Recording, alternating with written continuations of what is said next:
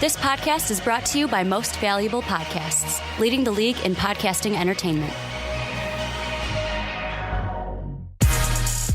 Welcome, ladies and gentlemen, boys and girls, children of all ages. This is a Fast Break Podcast. I'm your host, Sean Anderson. Alongside me, as always, is Dave Oster. Hey, everybody. And today we're going to be talking about our Wet Boys of the Week. We're going to be talking about the Chicago Bulls and some draft stuff. I had a pretty bad OT segment. I was saying that Australia was in Europe, so I got to make up with that. We're talking about Bulls and the draft, so that should be fun. And we'll also talk about the New York Knicks, their rebuild that's also, a little ahead of schedule. They've been performing well, playing well, obviously. Kristaps is a two-time Wet Boy, first time he is. Ever had He's the that. First two-time Wet Boy. And so far it's not going to change because these are first time Wet Boys coming this up. week. Yeah.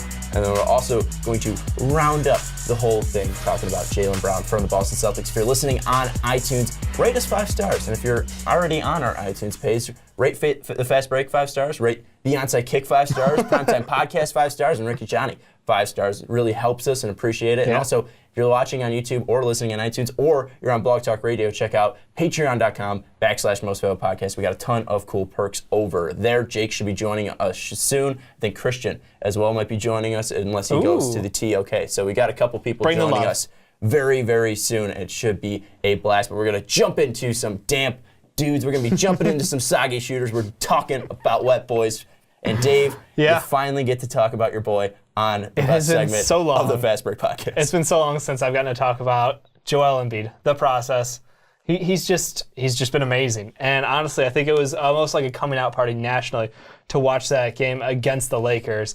And before I get into the stats, all the other stats don't really matter in my mind. This one stat really does, though. Minutes played per game. Against the Clippers, he played 35 minutes, just shy of 36 actually. And against the Lakers, just shy of 35.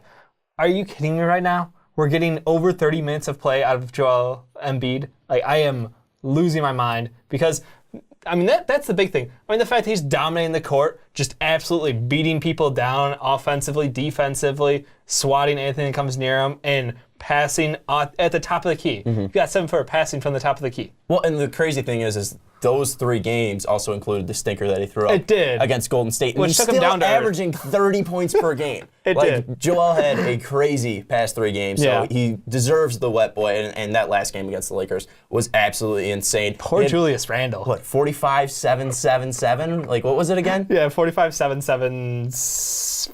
5 blocks? It was something crazy. Yeah, he had something insane, and then I think Ben Simmons added 5 steals as well. It was 45-15-7-7. That's it. Because it's the boards. Ben Simmons added 18 points, he 10 almost assists. had a triple-double, Yeah, absolutely insane. So him and Ben Simmons are ridiculous, and it's crazy. They kind of dad-dicked Lonzo that game. Yeah, they absolutely did. Lonzo looked terrible. Did you see the back-to-back threes he missed? That was hilarious. And then the back-to-back games on the fourth quarter bench. Yes. And now we're going to jump into my Wet Boy, and shockingly, this is his first time ever getting this. LeBron James. King James, and the graphic just popped up now. You see 24.3 points per game, 8.7 rebounds per game, 8 assists per game. I'm a little annoyed with this. It's not as 27-7-7. It's not, but he improved it. He went up to 8, close to 9 with the rebounds, and then went up to 8 assists. A little lower, but the thing is, he's being efficient. 48.1% from the field, 50% from 3, and he also went 3-0 in those 3 contests with wins over Dallas, not a big deal. With a win over New York, which was a big deal because they were down big in that game and had to come back and win that game, and then also just beat, I think it's Charlotte. If because Kemba Walker has never beaten LeBron James. That's just a thing that's happened in the NBA. At Charlotte. Oh yeah, and Malik Monk was talking about how when I was born or when I was 4 years old, he seems like he's been in his prime pretty much my whole life. That's what Jaylen Brown said, or not Malik Monk said, not Jaylen Brown. But anyways, LeBron and Joel Embiid are our Wet Boys of the Week. Let us know who your Wet Boys of the Week are in the comments down below.